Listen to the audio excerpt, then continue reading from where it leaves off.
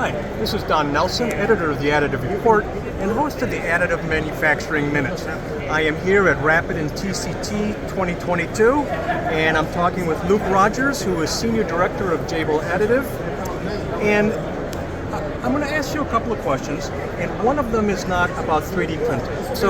But I was reading a blog on your website that you authored, and you were talking about compostable plastic and bioplastics.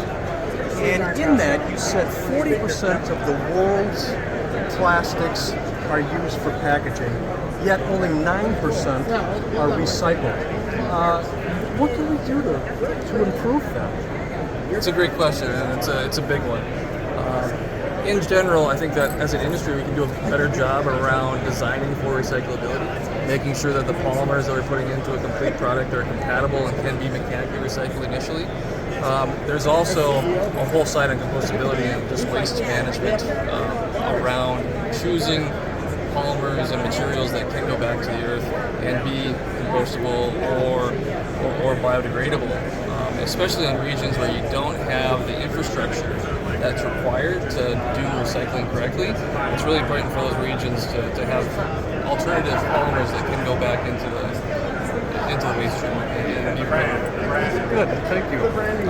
The second question I have is, it's also about plastics and materials, but it is related to 3D printing.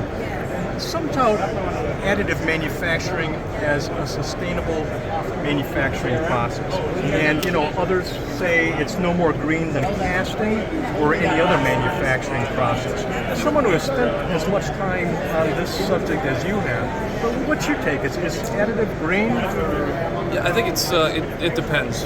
So a lot of different processes can be more green. I think that especially if you look at the holistic supply chain and the supply chain savings from end to end and all the shortages we're looking at and downtime associated to those types of things, I think it can be a greener solution, or at least a part of the green solution.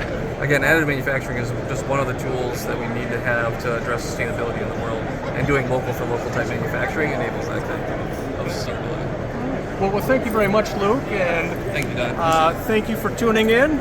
My name is Don Nelson. See you next time.